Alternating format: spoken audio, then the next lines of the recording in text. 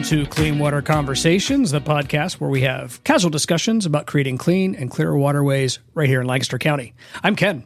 Hey, everybody. I'm Allison. Allison, it's fall. Thank goodness. Yay! the leaves are changing. The weather is cooling off. Dropping. Yeah, there's so much to like. What is your favorite part of fall? Well, I do have a kid named Autumn, so I love all of it. I have made it a big part of my life. Nice. Nice. Yeah. You a fan of the pumpkin spice? And yes. Yeah. We have 2 guinea pigs, and their names are Pumpkin and Spice. I had no idea. That's hilarious. Now you all know. Yeah. How about you, Ken? What's your favorite part of fall?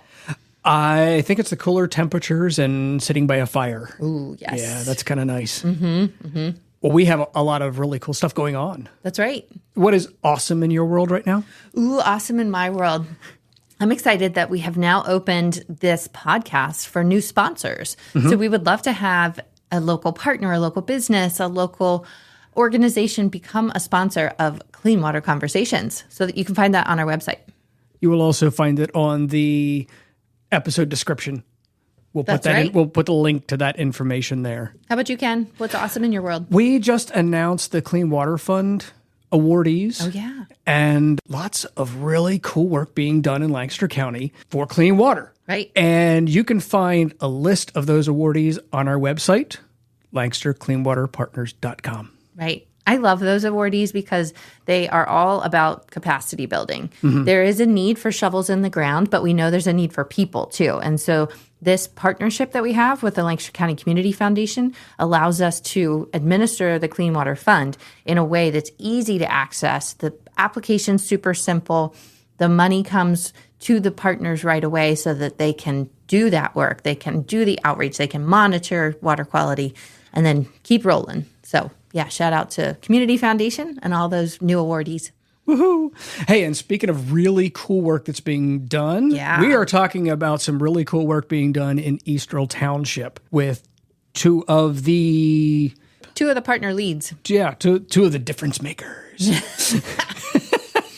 It's Justin Sauder. He's the township manager / assistant secretary treasurer. And Terry Kauffman, who is a former township manager, an Arrow employee, and a former county commissioner. And they're telling us about all of the great clean water work they're doing in East Earl Township. That's right. Let's get started. So tell us about your background. Where'd you grow up? So I grew up in East Earl, about half a mile from where I currently reside, so haven't made it very far. Sweet home. Home sweet home. So spent my entire life in East Earl Township, worked on a dairy farm and sold dairy feed for 18 years prior to entering the municipal world. Wow. And now there you are making a difference in your own hometown. Absolutely, trying to. That's very cool, and we will get back to that. Okay. Terry, how about you? Where'd you grow up? I grew up on a farm in West Calico Township, northern Lancaster County, a long time ago. Currently reside in Lancaster, but still keeping to East Earl. We're glad you do. Well, let's find out a little bit more about you guys. Pick your brain a little bit by doing an icebreaker. Your icebreaker question is, what would your dream house be like? That's a very open question, so take that however you want. That is an open question. You're starting with a difficult one right off the bat. Well, I like a cabin in the woods. However, if this is a dream home and not reality, nice big ranch out west, why not have both? So that would be my ranch out west. Any particular place out west? No. No, just anywhere west. Yeah, absolutely. Okay, all right, fair enough. He's been living in East Earl Township for a long time. So he's not go west. That's a good point. Terry, how about you?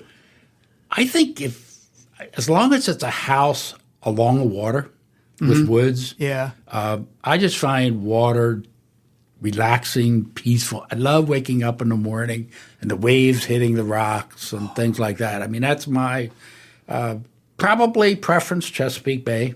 Yeah. If I was answering that question, I think that would be my same answer. Yeah, you get up in the morning, you listen to the water, then you get the fishing rod, and then you go catch some fish, and then you bring them home and clean them, and then you eat them. So full circle. Sounds like That's a good day. Yeah. Part of why we need this work, right? So we can have fish for dinner. Yes, absolutely. You guys are doing a lot of work, a lot of clean water work, a lot of restoration work in East Earl Township. How did it all get started? That's a good question. It all started when Terry was our interim manager, and we had a supervisor meeting in the middle of a torrential downpour. And I believe our chairman grabbed you and said, "Terry, we got to go look at a problem we have out here." And you guys put on your jackets and went out and checked one of our usual flooding spots. And that was. It kind of began as a stormwater project for us, which kind of morphed into the clean water projects for East Earl.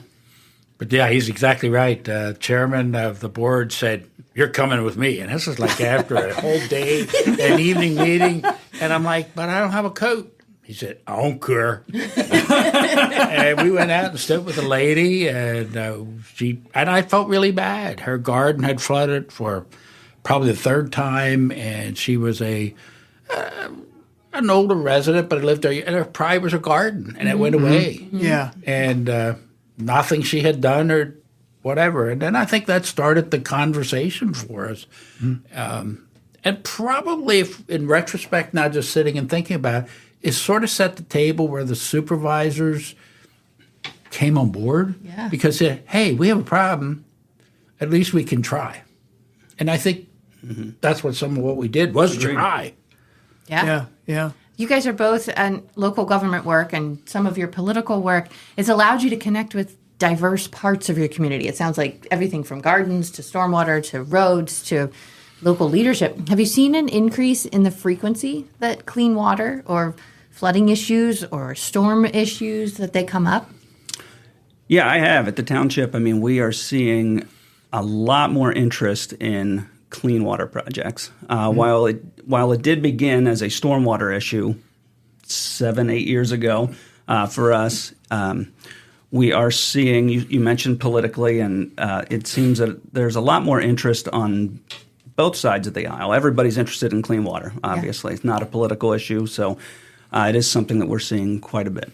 But no, for some of us who've been doing this for a little while, it's okay to talk about it now.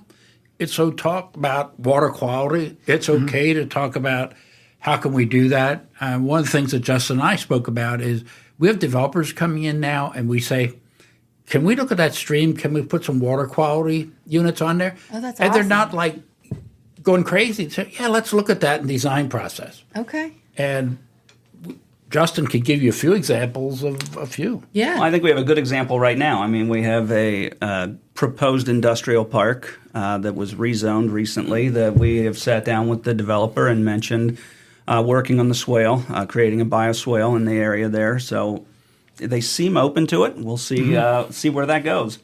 But the significance is you can talk about it. Yeah, right. I mean, years ago you said, "Well, we are not required to do that under the Stormwater Act," and we're not doing it. Okay. Yeah. I think it's Act 34, Act 35, whatever it is. And that's a change. That is a big shift. Yeah. Well, kudos to you all for being the leaders to push that message from the beginning. I remember some of our board members saying that we've got to get those clean water conversations in the very early phases of development work. It can't just be when you see the design come across the table for approval. It's got to be, how are you integrating that in? So thanks for sharing that example. Well, one of the others we've had was J.B. Hostetter.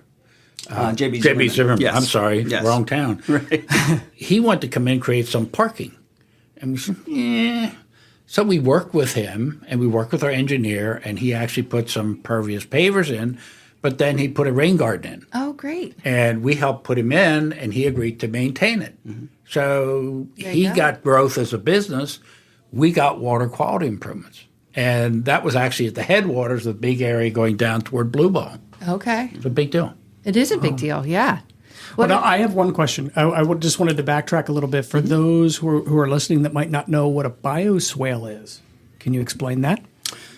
Sure. We just take an existing swale that's there now that is underperforming, not performing, is filled in with sediment over the years. Go in, get that, get all of the old fill dug out, put in some amended soils and grasses, and try to have it act as a as a buffer, that it cleans the water prior to reaching the basin.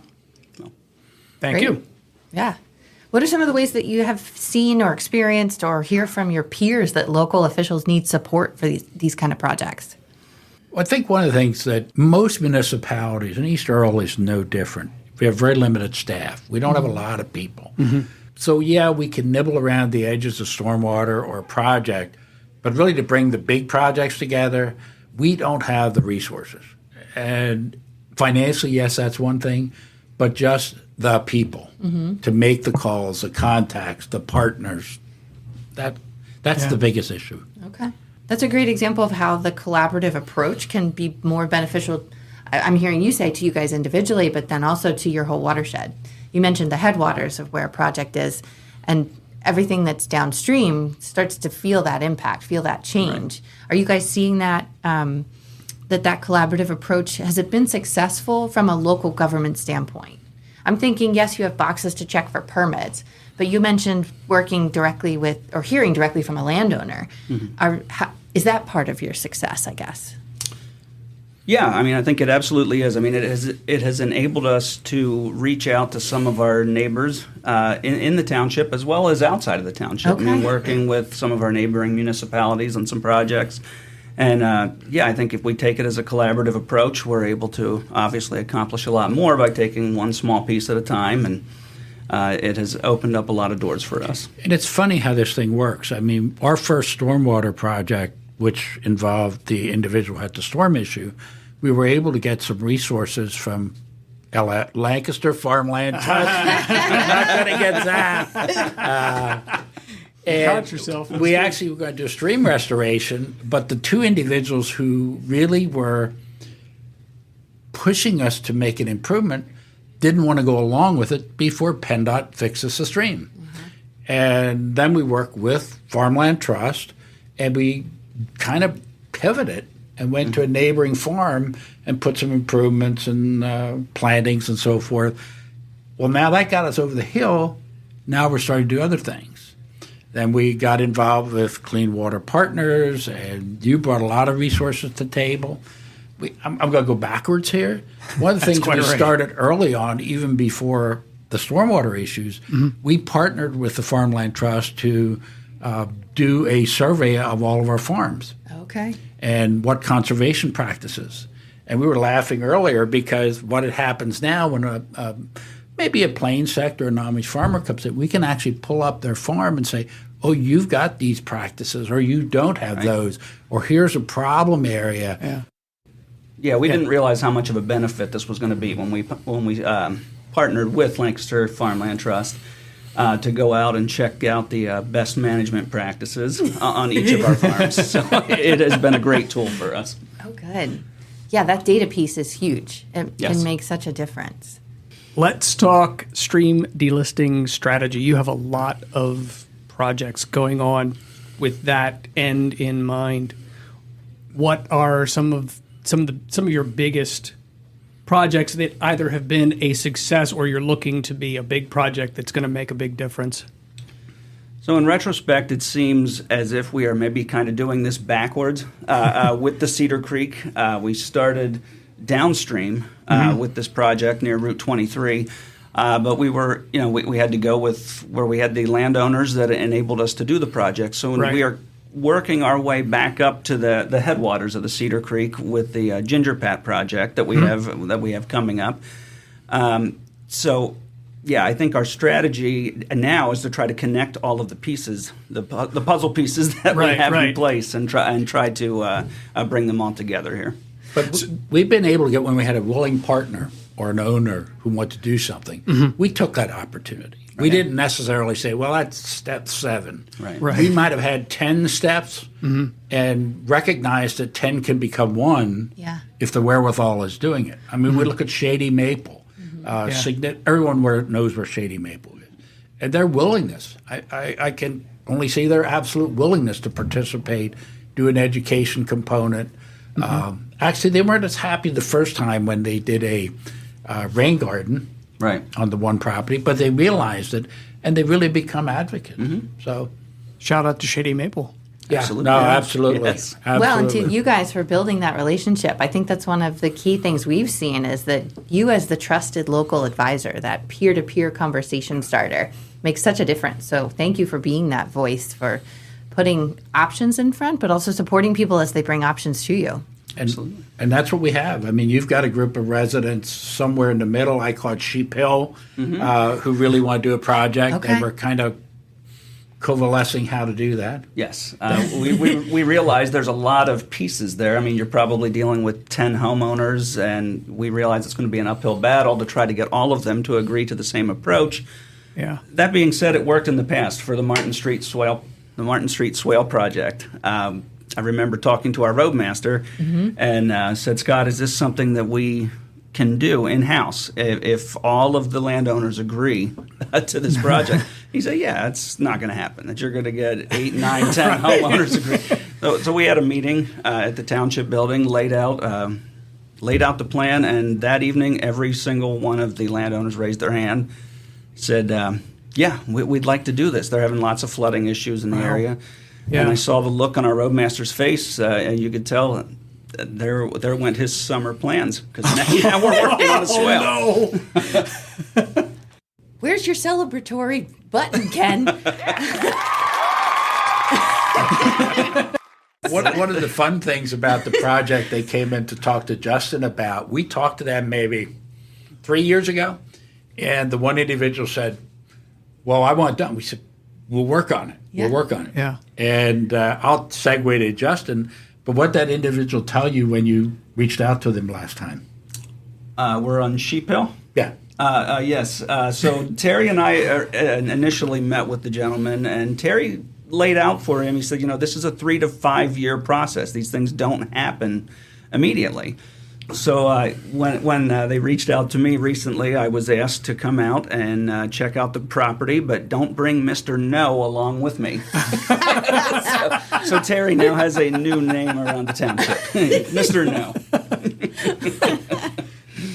Now, that brings up another question. Have you had any interesting, unexpected experiences with landowners and their reactions to your proposals for the work that could be done on their land? I would say it's been surprisingly positive, really. I mean, the partners that we've had so far, it's kind of, other than the two that Terry mentioned earlier, it's kind of gone off without a hitch. People have been very excited about the work that's been done. And, so now we're working with another one that we're trying to, I met with him earlier this week, and he is agreeable after the first meeting to about half of what we're proposing, and so we need to work on the rest. But it's been overwhelmingly positive. Oh, that's so awesome.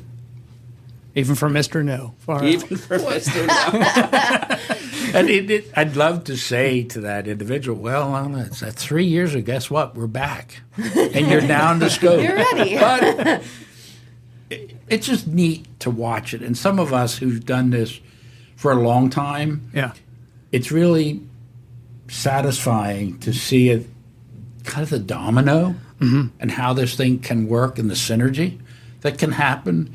And again, from the township perspective, to know we can call Alex, or we can call Lancaster Farmland Trust, or we could call the Conservation District.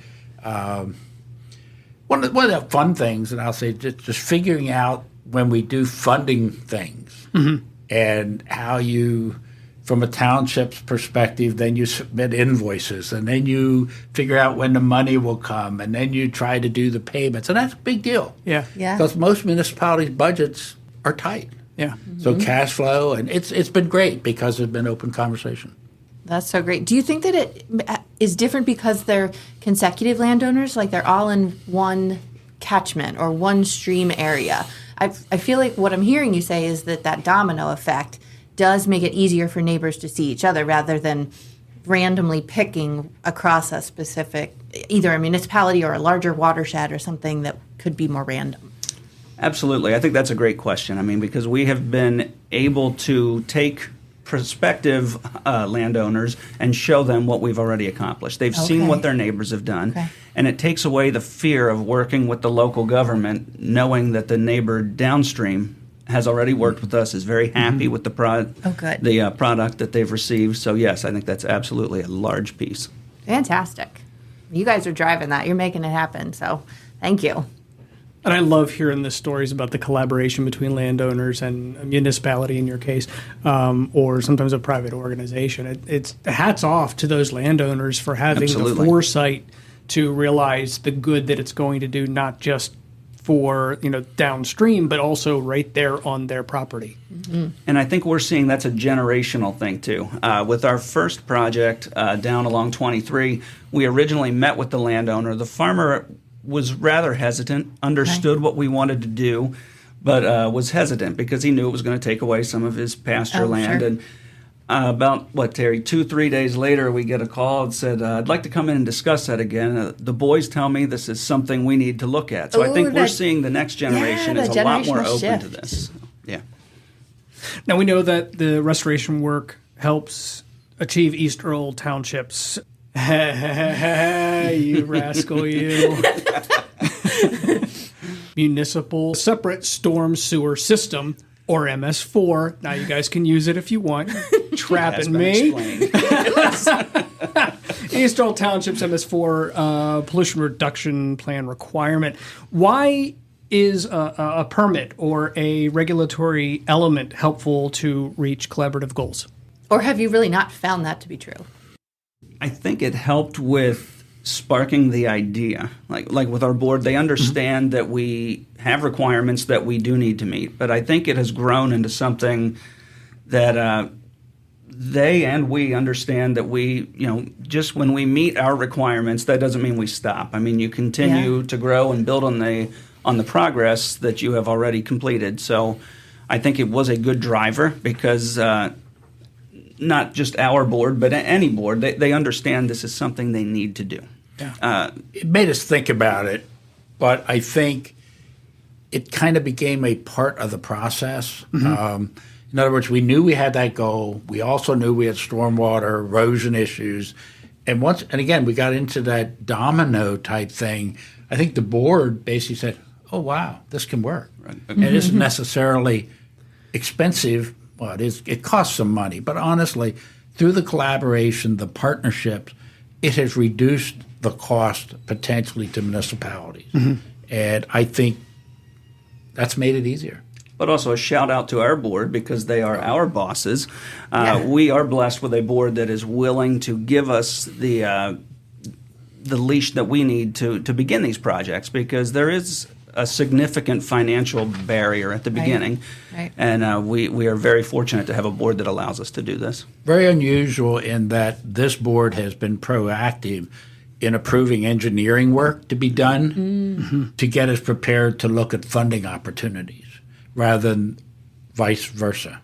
So they've been very willing to take that risk. Yeah. That's so cool. They see your strategy, they see your leadership, and they actively act on it so that you're ready instead of letting a funder or a grant application be your driver.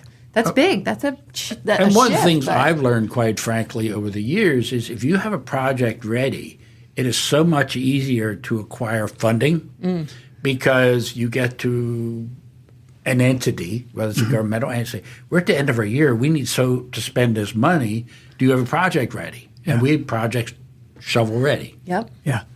I want to take a step back because you had mentioned the Ginger Pat project. Can you tell us about that? What all's involved in that project? And is that a local term for a neighborhood because you got three gingers sitting here? Once upon a time, 4. I was going to say, I figured 4. Yeah. None of us is named Pat, though. Oh, my grandmother was. Originally, that was my middle name. I'm not claiming that area, but would love to hear about it. Interesting. Well, just Ginger Pat is, if we want to look at that whole Cedar Creek tributary, that's the headwaters. Okay. We had been nibbling at that. We had been trying to develop some partnership with some farmers. We had tried to develop a partnership with another governmental entity, with a private entity, public entity. And then we found this little development that was done in, I want to say, the mid-'90s that had some stormwater facilities in it. But guess what? They weren't taken care of. There were trees growing in them. And we wanted to slow down the water before it got down to Cedar Creek or Briartown Road, which is right ahead. And we talked to the owners. Well, our roadmaster did. And I'm going to digress a little bit here. We're also very blessed that we have a roadmaster who enjoys this. Yeah. He gets it. He enjoys doing these kinds of projects. And he really met with the property owners and talked to them individually. Can we come in? Can we do that? And they all agreed, including access through properties, including increased right-of-ways. It just was neat. But again, that was the roadmaster did that. Yeah, shout out to Scott on that one. I mean, he is our new Cedar Creek catchment lead. Yeah. And he took the reins with this one, as Terry mentioned, met with all of the landowners and really did a great job with this.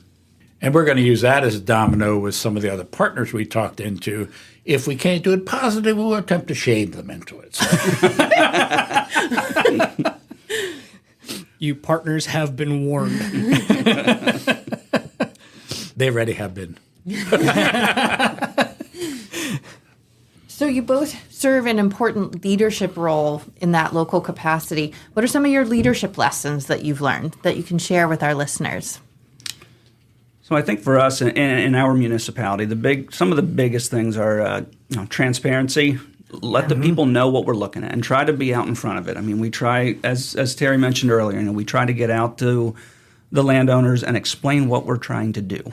And not that we try to get out to them long before we're coming to them, asking them to sign on the dotted line that the project's ready to go. So we like to have an idea of what we're going to be able to do and what's going to be a non-starter. So I think for us, it's just being transparent and staying out in front of it with all of our landowners.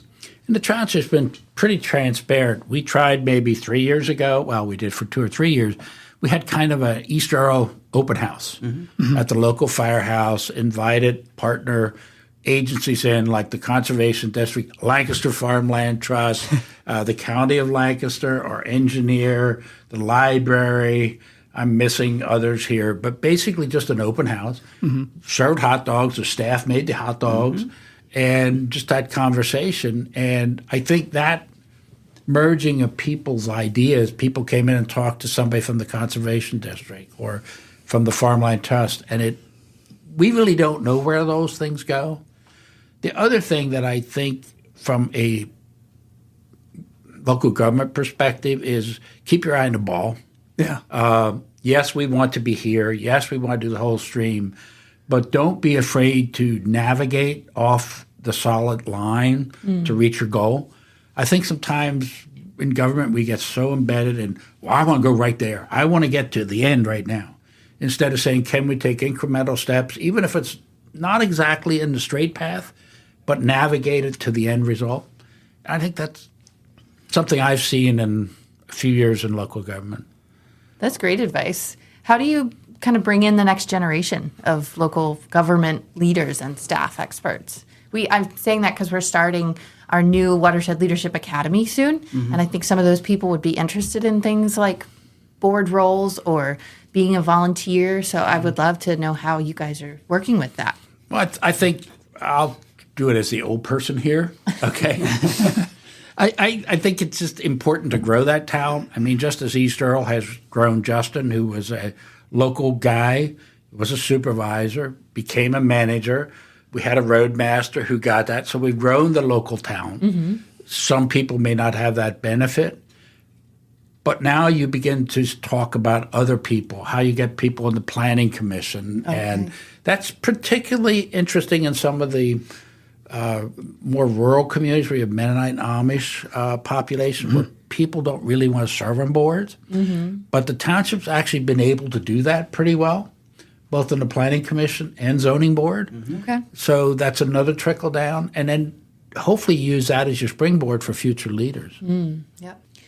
So a podcast for us is one of the ways that we tell the story of the partner organizations. You guys are fantastic giving this information from your own voice. I'm curious, where else should we, as the network, And that can be for the local community, but also the Chesapeake Bay community. How can we be telling the story of success that you guys have seen? And how can we be your megaphone?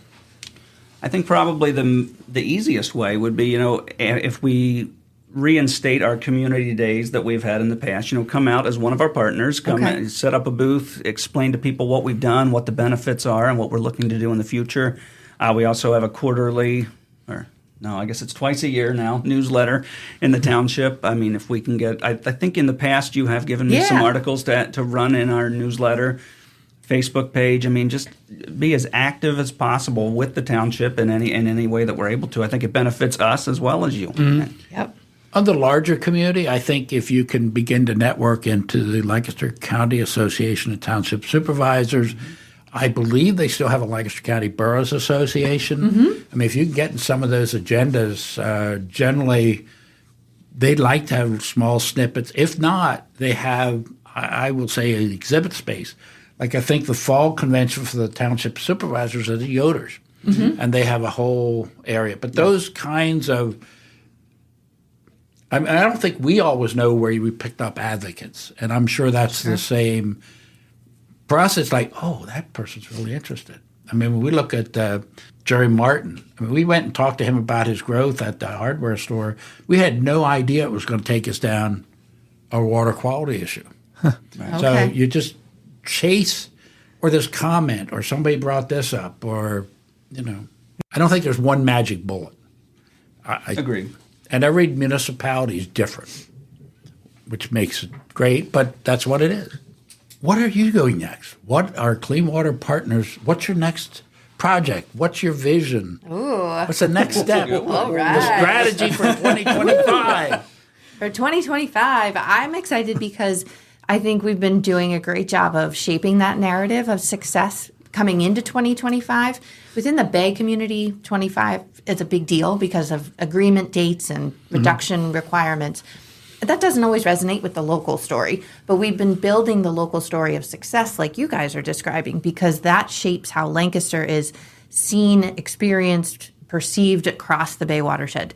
It's all been local success, the progress and the momentum building. Mm-hmm. So I'm excited because I don't foresee headlines in 25 that we were once nervous about, that you didn't meet your goals. I think collectively there's been such momentum growth that it's going to be all about, look how much they've done. Yeah. And people are kind of peeking upstream being like, what are they doing there? There's good stuff happening. So I think that we get to do even more celebrating. And as you guys said, that builds neighbor to neighbor, and we'll just keep going downstream. The stream delisting strategy is one of the ways that we are doing that. So expanding the areas for those, being able to support partners and landowners within the ones that we have, but then also saying, okay, there's been so much happening here. Let's go to the next one. Let's make sure that we continue that growth, that support in the unique way that each one needs. So I think those are two of the things that are coming up. Our vision is still clean and clear by 2040. Mm-hmm. So these dates are pieces along the way. But thinking long term, making sure things still align with and support comprehensive plans, or you mentioned flooding, so hazard mitigation plans, flooding issues that show up in all those different places. So I think those are pieces that we want to make sure that, one, municipalities in particular have the resources that they need. And as you mentioned, that could be funding, that could be leadership training, that could be connections. So I like our ability to respond to what those needs are and then be able to customize it along the way. Well, hats off to you and your organization, because I think without you driving the bus on some of these issues, we would not be seeing the growth that we are now. So hats off to Lancaster Clean Water Partners, and the studio audience seems to be impressed as well. Thanks. Well, let's break into trivia time. I did a little research on you both, found out what you do outside of work. That's and scary. So I have I have trivia that is based on your interests. I will address who it is, and you'll have two questions within that category. One of them will be relatively easy, the other one not so much. Okay. So, Justin, I'll start with you. You're a Phillies baseball fan. I am. So your first question is, how many World Series have the Phillies won so far? Let's go with 2. Woohoo! It is 2. The first one was in 1980. The second one was in 2008. Also in Phillies baseball, what year did the Phillies mascot, the Philadelphia Fanatic, make his debut? You got me on that one. No idea. It was 1978. That's what I was going to say. Honestly, I'm a Phillies fan, and there you go. I'm a Phillies fan, and I had to look that up. So I don't know. We've had some lean years, but it's been a lot better recently. There you go. It has been. Hopefully they continue doing that. Terry, you are a fisherman, angler on the Chesapeake Bay. I am. What are the most sought after fish by anglers in the Chesapeake Bay? I think by and large it's a rockfish, striper. I think that's... You are correct. Yeah, striped bass. Good job. This is your hard one. How much seafood by weight does the Chesapeake Bay produce annually? A lot. I don't know the answer, but I know I've seen it. I'm gonna ding you for a lot, and then I'm going to buzz you for the inaccuracy. It is around 500 million pounds each year. Wow. That's crazy. Justin, back to you. You play a lot of softball. I do. Where and when was softball created? I know. I told you there's an easy one and a tough one. That's obviously the tough one. The United States of America. Okay. Can we? Does that count? When? 1900. You know what? You're so close. I'm going to give it to you. Yeah. Wow. It was in Chicago, which is in America, so I'm going to give that to you. And it was 1887. Close enough. Created by George Hancock. Terry, were you involved? Yeah. This is what I come to work to, or volunteer for, or whatever.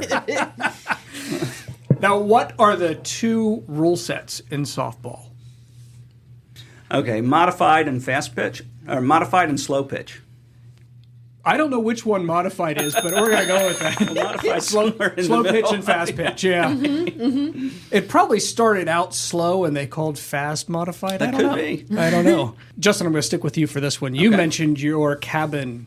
Yes. I believe you said up north. It's Potter County. It is Lycoming County. It is Lycoming County? Yes. Let's just pretend that it's in Potter County. Okay. And let's go with that. Potter County was named after James Potter. What did James Potter do for a living? And if you say wizard, I'm going to buzz you. How about a lumberjack? Was he a lumberjack? Was not. Sorry. He was a general in the Continental Army during the Revolutionary War. Okay. He actually never visited the area that bore his name. Interesting. That's why his cabin's in Lycoming County. Right. Yeah. I get a pass given that I am not in Potter County. Yeah. Well, Yep. I'm going to have to talk to my source. What style were the first recreational cabins in North America? Log cabin. Yeah. Log cabin. Terry, you're a golfer, too. I attempted. Yeah, me too. What is the oldest golf course in the world? St. Andrews? You are absolutely correct. Nice job. Very good. If you couldn't pull that, I was going to tell you. Just tell me what country it's in. How many golf clubs are in a set? 12. It is 12. He's a pro. I only play with 2 of them, so I couldn't have answered that one. Justin, getting back to sports for you, Eagles football. Yes. This is a 2006 movie about a true life football saga. It centers on Vince Papale, a 30-year-old Sandlot player who earned a spot in the 76 Philadelphia Eagles, starring Mark Wahlberg, Greg Kinnear. What was the name of the film? Invincible, I believe. It was Invincible. Whoa. That was good. That was very good. That one came at the last second. And finally, in 1943, Philadelphia Eagles merged with another NFL team due to a shortage of players caused by the Second World War. With whom did they merge, and what was that team called? It would be the Pittsburgh Steelers and the Steagles. That is absolutely correct. That's like the dynamics in my house. Right. Well, that is our show. Thank you guys for coming on, telling us about all the great work that you're doing in East Earl Township. Is there any place that people can go to get more information about the work you guys are doing? Check out our website, eastearltownship.org. And there will be a link in the show description with that. Okay. Thank you guys so much. And for all of you sitting at home, we will see you in a couple of weeks. Thanks, everybody. Thank you. Take care. Clean Water Conversations is brought to you by Lancaster Clean Water Partners. If you have comments or suggestions on the show topics, please contact us at info@lancastercleanwaterpartners.com. Thank you for listening.